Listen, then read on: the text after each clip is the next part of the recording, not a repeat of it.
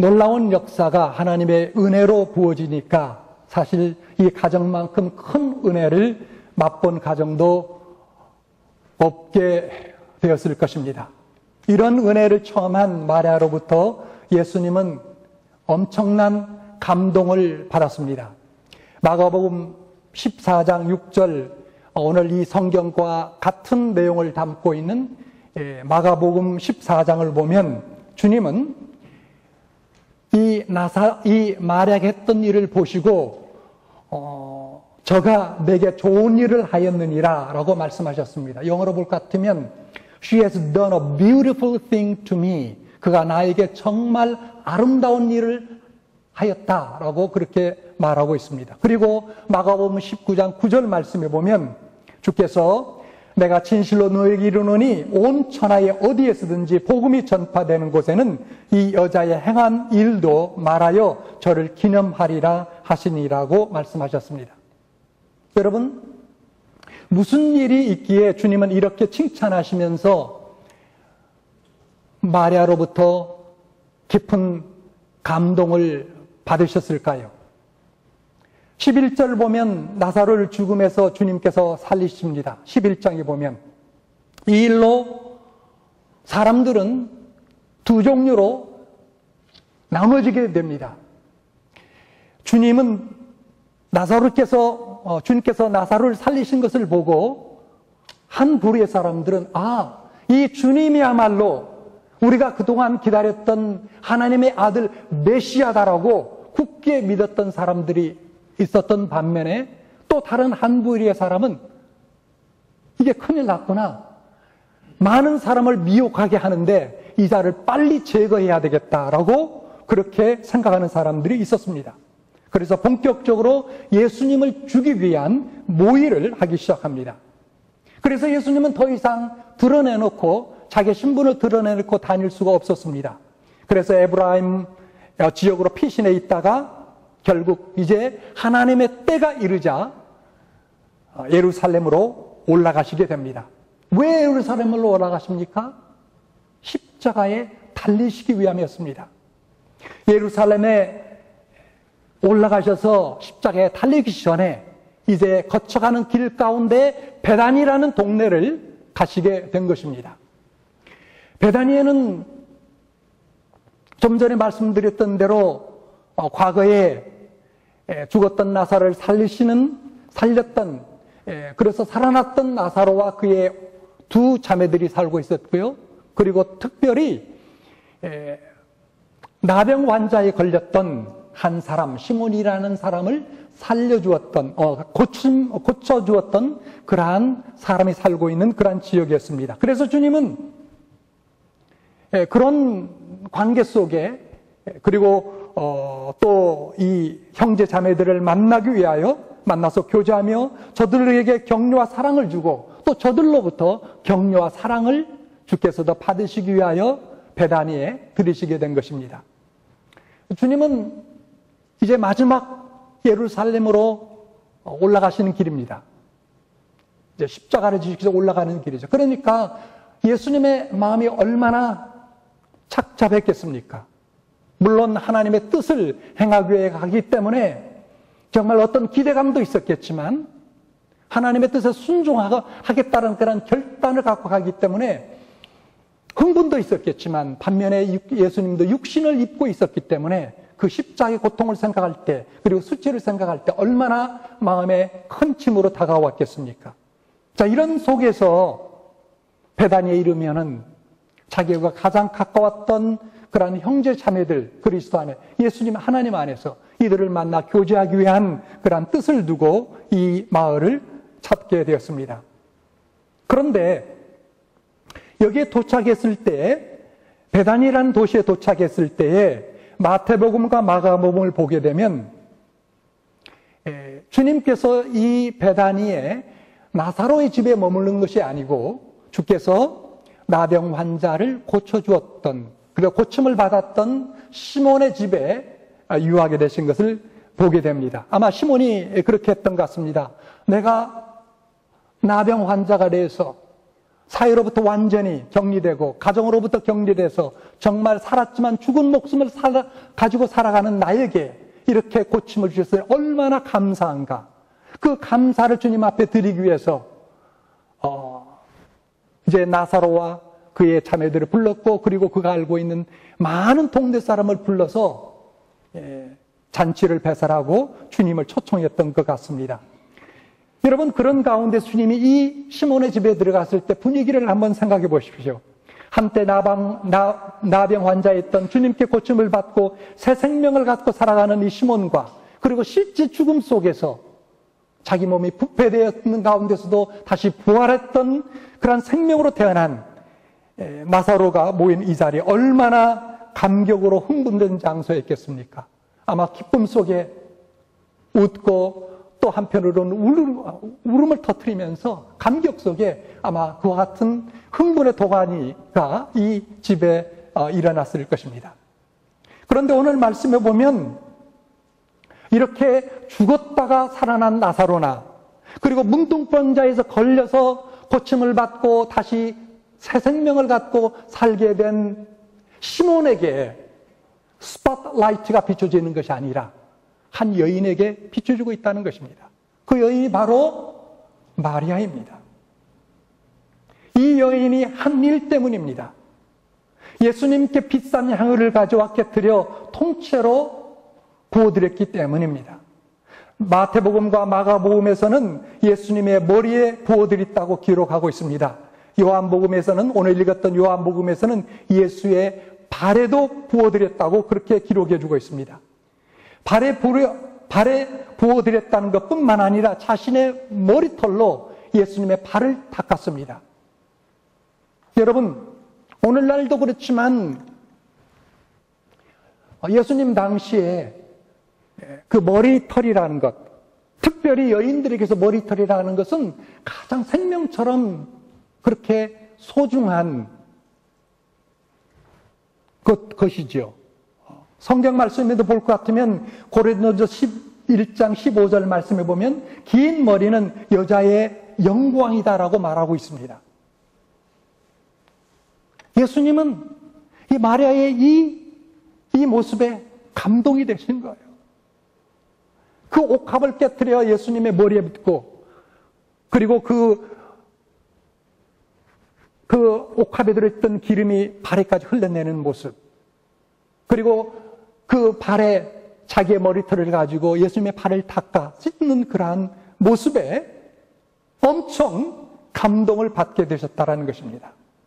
예수님은 마리아 이런 모습을 보면서 이것이야말로 정말로 beautiful thing, 아름다운 것이라고 주께서 말씀하셨습니다.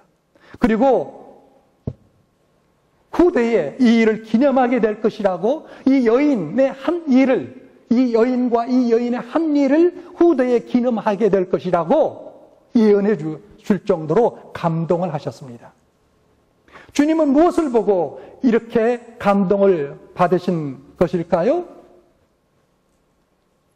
주님은 이 마리아의 이 일을 통해서 구체적으로 무엇 때문에 그렇게 감동을 받으셨겠느냐라는 말씀입니다. 크게 보면 두 가지를 우리가 생각할 수 있습니다. 하나는 마리아는 주님을 진정 아는 사람이었다라는 사실입니다. 예수님에 대해서 그저 막연하게 아는 자가 아니라 예수님의 가슴, 예수님의 마음을 아는 여인이었다라는 것이죠. 7절 말씀에 보면 마리아의 이런 일을 꾸짖는 가롯 유다의 말을 막으시면서 나의 장사를 위하여 하는 것이라고 주께서 말씀하셨습니다. 마태복음 26장 12절 말씀 같이 한번 읽어볼까요? 시작. 이 여자가 내 몸에 이 향유를 부은 것은 내 장사를 위하여 함이니라. 분명하게 주께서 말씀하셨습니다. 이 여자가 다른 생각으로 그것을 부은 것이 아니고 내 죽음을 위하여 미리 부었다라는 것이죠. 이 참 놀라운 사실입니다. 당시에는 장례 때에 좀 아주 가난한 분은 그게 힘들겠지만 보통 장례식 때에 시신을 물로 식히고 그리고 향유를 좀 바릅니다. 물론 재정적으로 예의가 있는 분은 많이 바르겠죠.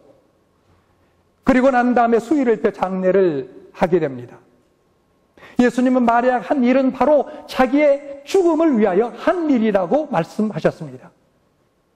여러분, 마리아는 지금 예수님께서 베다니에 들리셨지만 이곳을 떠나 곧 예루살렘으로 올라가시고 예루살렘에 올라가시면 십자가에 죽게 될 것을 아셨다라는 거예요. 알았다라는 것입니다. 문제는 정말 중요한 것은 아무도 그것을 생각하지 않았어요. 오직 이 여인만 생각했다는 거예요. 제자들도 몰랐습니다. 예수님께 생명을 다시 얻어서 태어난, 다시 살아난 나사로도 몰랐습니다. 문둥병자 걸렸던 시몬도 모르고 있었습니다. 그런데 이 여인은 알았다는 거죠. 마가복음 10장 34절 읽어봅시다. 시작. 보라, 우리가 예루살렘에 올라가노니 인자가 대제사장들과 서기관들의 넘겨움에 저희가 죽이기로 결단하고 이방인들에게 넘겨주겠고 그들은 능욕하며 침뱉으며 채찍질하고 죽일 것이니 저는 3일 만에 살아나리라 하시니라.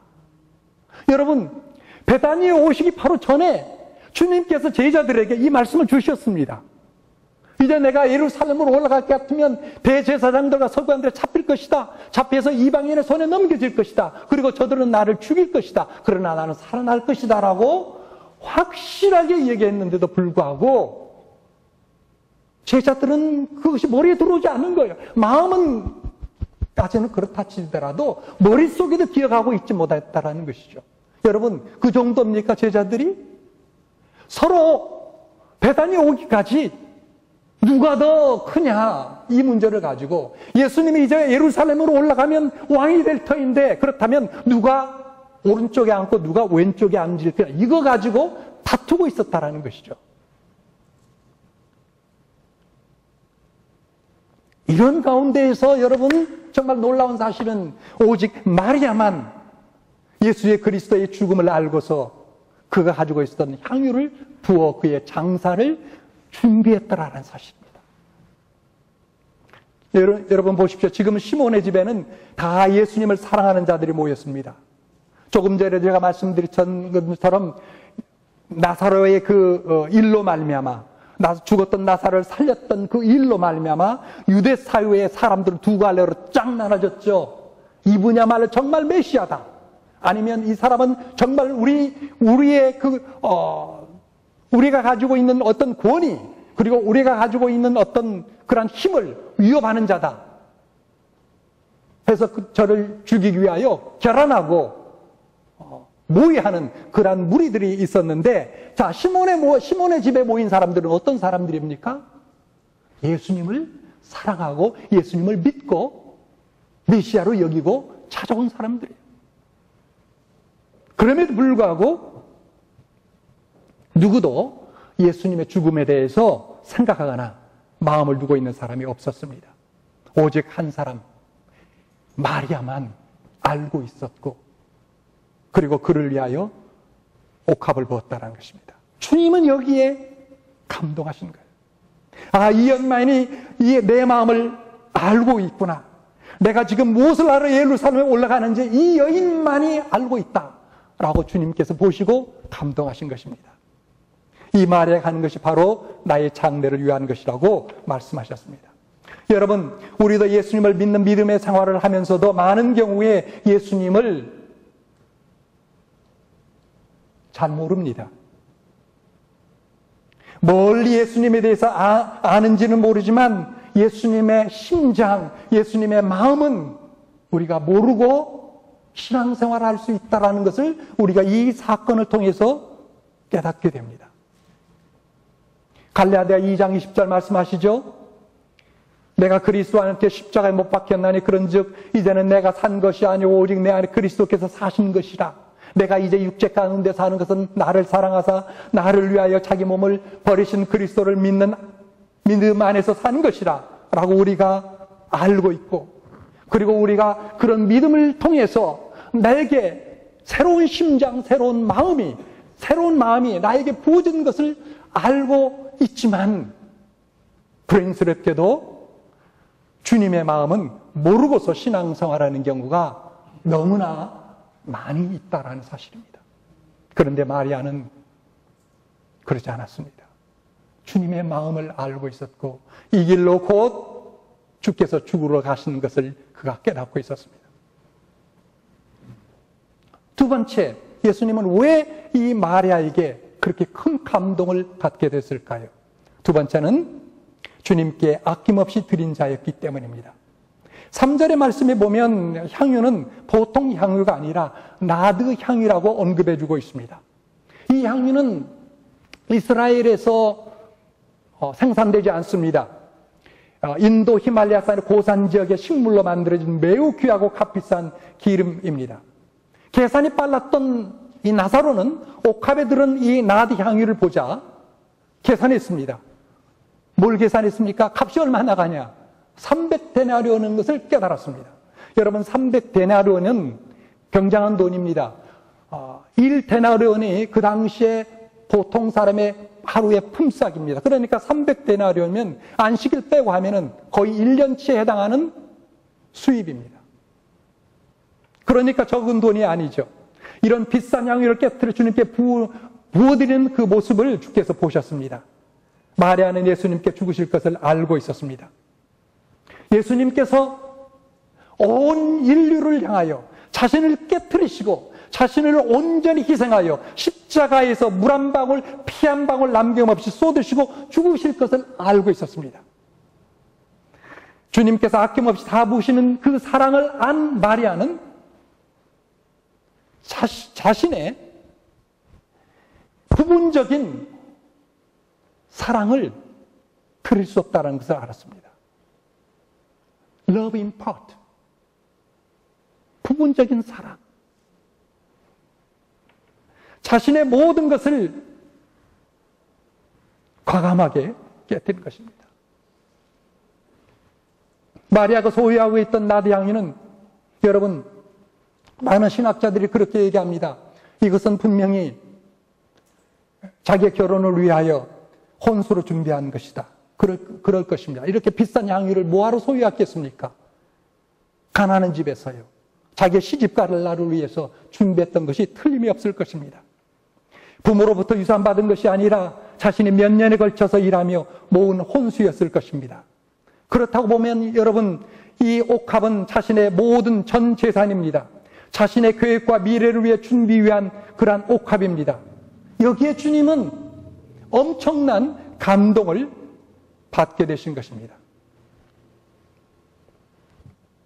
내 부분적인 사랑을 드릴 수 없다. 내가 가진 것 모든 것을 주님 앞에 드려야 되겠다. 나와 그리고 온 인류를 위해서 하나님의 아들로서 십자가에 죽어서 모든 것을 다 쏟고 희생하는 이분에게 내가 어찌 부분적인 조금의 사랑을 표할 수 있겠는가? 내가 가진 것, 그 옥합, 내 결혼을 위해서 준비한 그 옥합, 그것을 뚜껑을 열어 부은 것이 아니라 깨트려서 완전히 부어드렸다라는 것. 이것이 주님께 감동이 됐다라는 것입니다. 사랑하는 여러분, 성경은 우리에게 이렇게 이야기합니다. 가르칩니다. 너희는 마음을 다하여 목숨을 다하여 그 뜻을 다하여 주 너희 하나님을 사랑하라. 부분적 사랑, 그것은 하나님 앞에 합당치 않다라는 것을 가르쳐준 말씀입니다. 여러분, 로마서 12장 1절 말씀하시죠? 그러므로 형제들아, 내가 하나님의 모든 자비하심으로 너희를 권하노니 너희 몸을 하나님 기뻐하시는 거룩한 산 제사로 드리라. 이는 너희의 드릴 영적 예배니라. 여러분, 주님께서 우리를 위하여 온전한 희생이 제물이 되셨기 때문에 우리 또한 구약 성경처럼 우리 자신을 불 가운데 들여 번제물로 드리지는 않겠지만 우리 살아있는 우리 자신을 주님 앞에 온전히 드리는 것이 마땅한 이치라라는 그런 말씀을 주시고 있는 것이 아닙니까? 그리고 이것이 하나님 앞에 드리는 진정한 영적 예배라고 우리에게 가르쳐주고 있는 것이 아닙니까? 십자가의 사랑과 은혜를 아는 자들에게 이렇게 온전한 희생, 온전한 헌신은 마땅하다라는 것을 이 여인을 통해서 우리에게 깨우치고 있습니다. 사랑하는 여러분, 여러분이 정말 복음의 은혜, 십자가의 사랑을 깨달았습니까? 그렇다면 온전한 희생, 온전한 헌신은 주께 드려야 하는 마땅한 것이라는 것을 우리가 깨닫고 기억해야 될 줄로 믿습니다. 구약시대의 한 짐승을 완전히 잡아 번제물로 드렸듯이 우리는 우리 자신을 완전히 산 제물로 우리의 삶을 통해서 드려야 할 것을 말씀하신 것입니다. 그렇기 때문에 여러분 다시 말씀드립니다. 우리의 부분적인 헌신, 우리의 부분적인 사랑은 주님 앞에 합당치 않습니다. 마리아의 일은 바로 이런 헌신, 이런 사랑이었기 때문에 주님께서 감동하신 것입니다. 나를 따르는 수많은 사람들이 있지만 자신의 모든 것을 이렇게 헌신하는 사람은 바로 이 여인 마리아구나. 주께서 그것을 보신 것입니다. 그래서 주께서 감동하신 것입니다. 사랑하는 여러분, 마리아는 이런 헌신을 주님께 감동을 주었다면 이 말씀을 통해 이제 우리에게 주시는 하나님의 가르침은 무엇일까요? 우리의 삶에 적용해야 될 원칙은 무엇일까요? 오늘 본문 속에서 우리가 배워야 되고 적용하고 실천해야 될, 그리고 우리가 살아야 될 삶의 원리는 무엇일까요? 이것 또한 크게 두 가지로 우리가 생각할 수 있다고 봅니다. 하나는 마리아처럼 우리도 하나님 앞에 감동을 드리는 그러한 신앙의 삶을 살고자 한다면 첫째, 주님의 말씀 앞으로 나가야 된다는 사실입니다. 주님의 말씀 앞에 나가야 된다는 것입니다. 어떻게 마리아는 주님 제자들과 달리, 그리고 나사로나, 그리고 문둥병자로 있었다 고침을 받게 된 시몬과는 달리 주님의 마음을 알 수 있었을까요? 복음서의 기록들을 보면 마리아가 언급된 그 말씀의 구절들을 보면 항상 주님을 만나게 되었을 때에 주님의 발 앞에 앉아 있더라는 것이 기록되어 있습니다. 여러분, 여기에 중요한 힌트가 있습니다. 무엇입니까? 발 앞에 앉아 있다는 것은 무엇입니까? 그것은 배움을 뜻합니다. 마음을 열고 집중하여 배우겠다는 자세를 뜻합니다. 사실 마리아의 이런 태도 때문에 엄청난 오해도 받고요. 그리고 미움도 받았습니다. 특별히 언니로부터 꾸중도 받았습니다. 그러나 주님은 뭐라고 이야기합니까? 그런 마리아에게 향해서, 언니를 향해서 주께서 뭐라고 이야기합니까? 그렇지 않다. 지금 마리아는 좋은 편을 택하였다. 더 좋은 것을 택하였다라고 오히려 그를 격려하고 칭찬한 모습을 보게 됩니다. 주님의 발 앞에 앉아 있었기 때문에 마리아는 주님의 마음을 읽을 수가 있었습니다. 주님의 마음을 볼 수가 있었습니다. 그의 입술에서 들려지는 그 말씀을 주의 깊게 듣고 받음으로 말미암아 주님의 마음을 알게 됐다는 말씀입니다. 사랑하는 여러분, 우리도 마리아처럼 주님의 발 앞에 앉아야 됩니다. 어떻게 앉을 수 있을까요? 공간적으로 실제로 불가능합니다. 주님께서는 승천하셔서 하나님의 보좌 우편에 지금 천국에 계시는데 우리가 어떻게 앉을 수 있겠습니까? 공간적으로는 불가능합니다. 그러나 주님께서 우리에게 주신 그 말씀 앞에 나아갈 때에 가능하리라고 믿습니다. 사랑하는 여러분, 보십시오. 우리 주님은 원래 말씀이셨습니다. 말씀이 육체가 되어 오신 분이 예수 그리스도이십니다. 요한복음 1장 1절에서 3절까지 그리고 14절 말씀에 보면 분명히 알 수 있지 않습니까? 말씀이 육신이 되어 우리 가운데 거하심에 라고 이야기합니다. 말씀 앞으로 나가는 것을 말씀합니다. 여러분, 말씀의 인격 앞에 말씀을 그냥 우리가 가지고 있는 이 성경책이라는 이 책의 하나의 장절에 기록된 어떤 문자로 보는 것이 아니라 그 말씀을 인격 대하듯이 대하는 그런 자세를 뜻합니다. 주님의 음성을 대하듯 말씀 앞으로 나가는 것입니다. 말씀을 들어서 읽어서 관에서 아는 것과는 차이가 있다는 말씀입니다. 말씀 앞으로 내 자신을 끌고 나가는 것. 이런 마음, 이런 자세로 말씀 앞에 나가는 것. 우리 시편 119편 9절, 92절과 93절을 같이 읽겠습니다. 시작. 주의 법이 나의 즐거움이 되지 아니하였다면 내가 내 고난 중에 멸망하였으리라. 내가 주의 법도를 영원히 잊지 아니하오니 주께서 이것들로 나를 살게 하심이니이다. 여러분, 여기를 보면 시편 기자가 말씀을 어떻게 대했습니까? 어떻게 대했습니까? 여호와의 말씀을 목숨처럼 대했다고 합니다. 여호와의 말씀을 생명처럼 대했습니다. 말씀을 목숨처럼 생명처럼 대하는 그와 같은 마음과 자세.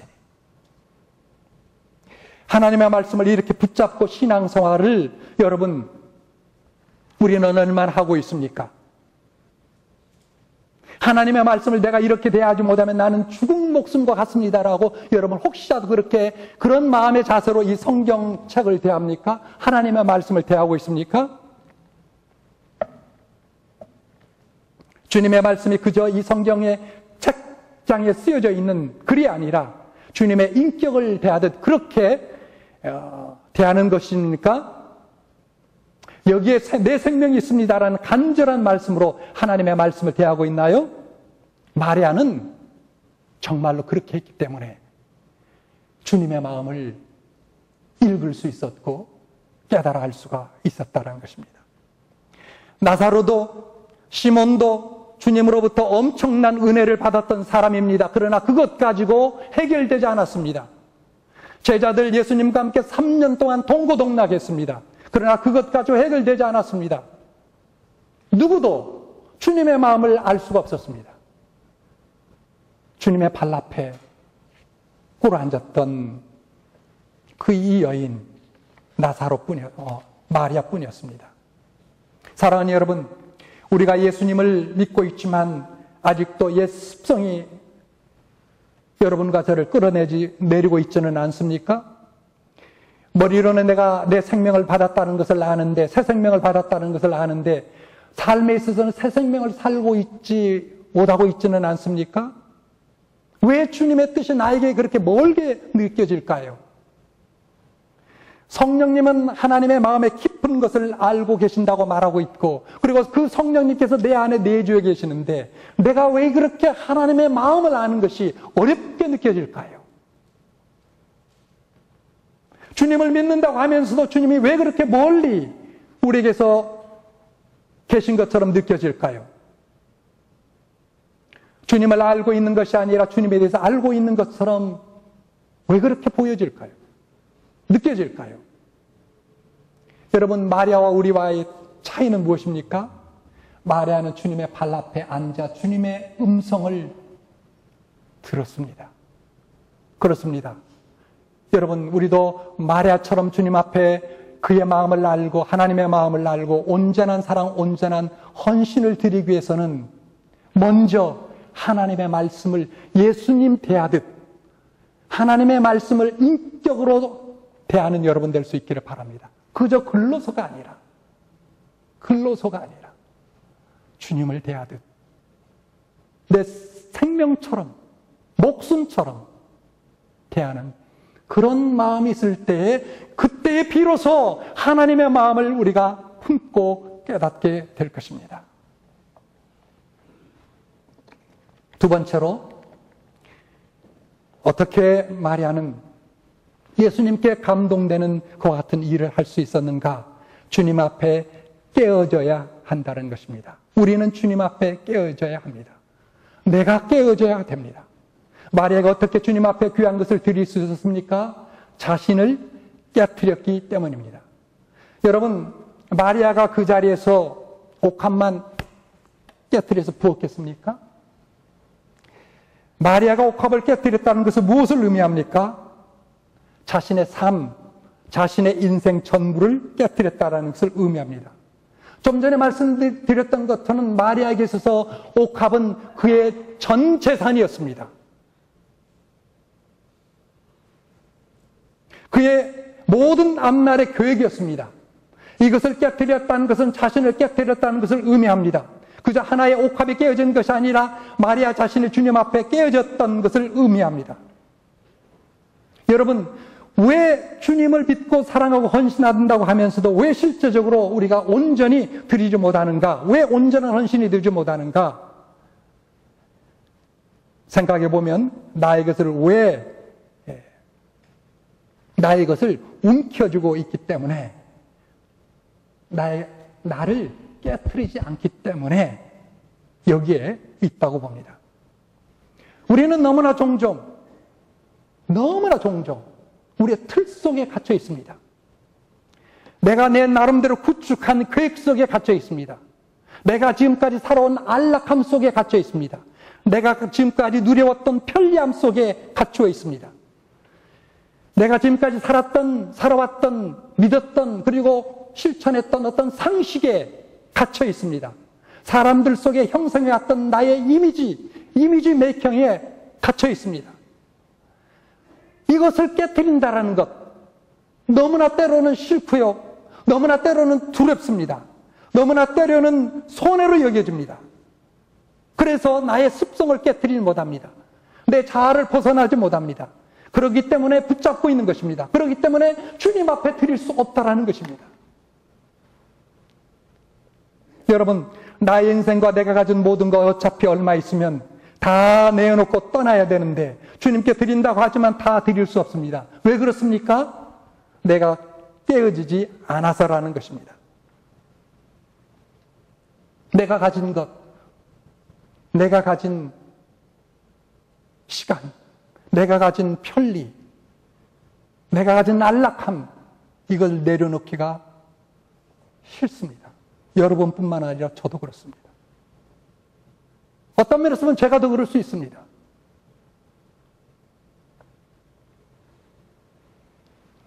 이것 없으면 나는 불행해 라고 생각되는 것 있지 않습니까? 아마 어떤 면에서 보면 옥합은 마리아에게 그런 것이었을 것입니다. 이거 없으면 나는 불행해. 이거 없으면 나는 미래가 없어. 그러나 마리아는 그걸 깨뜨렸습니다.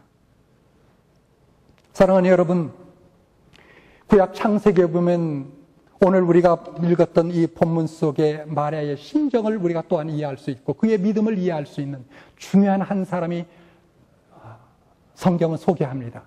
야곱이라는 사람입니다. 야곱이란 사람에게 하나님은 특별한 계획을 갖고 있었습니다. 하나님은 야곱을 통해서 이루고자 하신 놀라운 계획을 갖고 있었습니다. 그것은 뭐냐면 야곱을 통해서 한 나라를 세우려는 것이었습니다. 그리고 야곱을 통해서 세운 그 나라를 통해서 열방을 축복하시고 그리고 하나님의 나라를 이루고자 하는 그런 놀라운 계획을 갖고 있었습니다. 그러나 그 계획이 야곱에게 전혀 적용될 수가 없었습니다. 야곱이 지금까지 살았던 그런 습성, 세상으로부터 얻었던 그런 가졌던 틀, 세상 속에서 가졌던 어떤 상식, 그런 것에서 깨어나지 못했기 때문입니다. 하나님의 놀라운 계획이 있어도 그를 통해 하나님의 은혜가 흐를 수 없게 되었다라는 것입니다. 그런데 언제 야곱에게 코페르니쿠스적인 그런 변화, 180도의 레디칼한 급진적인 변화가 일어났습니까? 자기만 알고 살았던 그에게 언제 변화가 일어났습니까? 약복강 강가에서 생명을 걸고 하나님과 씨름하며 기도하던 때에 하나님께서 그의 엉덩이뼈를 쳐서 부러뜨렸습니다. 그럴 때 야곱은 어떻습니까? 내가 이제는 내 인간의 힘으로, 내 인간의 지혜로, 내가 세상에 얻었던 어떤 가치관으로, 세상의 철학으로 살 수는 없겠구나. 오직 하나님만을 의지하고 살 수 없는 인생이 바로 나고나 하는 것을 깨달았을 때에, 비로소 그때에 하나님께서 그를 잡으신 것입니다. 그리고 그에게 새로운 이름을 주셨습니다. 야곱에서 이스라엘로요.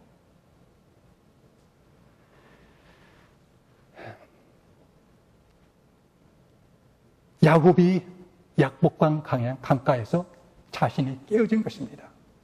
사랑하는 여러분, 내가 깨어져야 하나님께서 개입하시고 그리고 하나님께서 일하시게 됩니다.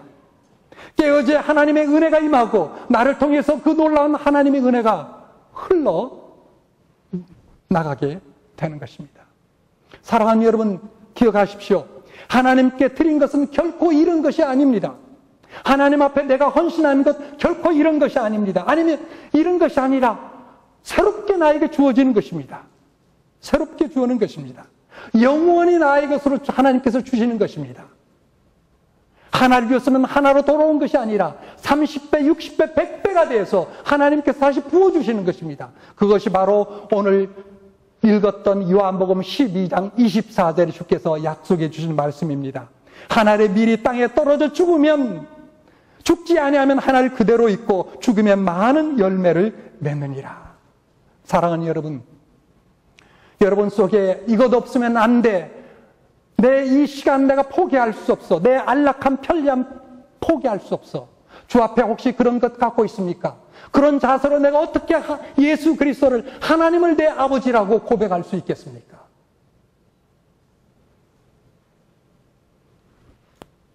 우리에게는 내 것이야, 내 시간이야, 내 편리함이야 라고 주장할 수 있는 게 믿는 사람이라면 아무것도 없습니다.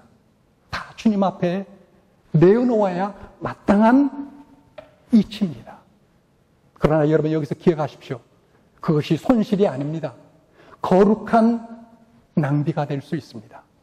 하나님께서 새롭게 우리에게 주십니다. 영원한 것으로 하나님께서 만들어 주십니다.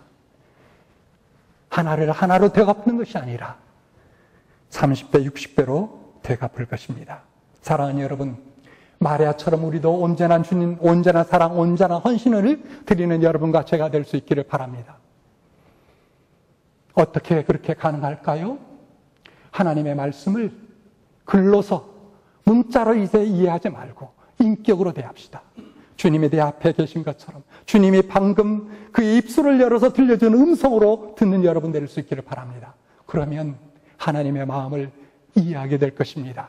그리고 아브람, 그리고 마리아처럼 내 가장 귀한 것을 드릴 수 있는 그러한 존귀한 온전한 헌신이 가능할 것입니다. 그리고 내가 깨어져야 된다는 이 이치를 여러분 꼭 기억하십시오. 내가 깨어지지 않고는 하나님께서 내 삶에 개입할 수 없습니다. 나를 통해서 일하기가 불가능합니다. 그것을 하나님께서 기다리신 줄 믿습니다. 여러분 삶 가운데 마리아처럼 놀라운 그런 축복된 인생을 살아가는 여러분 모두가 될 수 있기를 주님의 이름으로 축원해 드립니다. 특별히 우리 사랑과 진리 교회 여성도 모든 분들에게 마리아의 은혜와 축복이 넘치기를 주의 이름으로 다시 한번 축원해 드립니다. 아멘. 기도합시다. 하나님 아버지, 오늘 또 이 시간을 통해서 하나님께서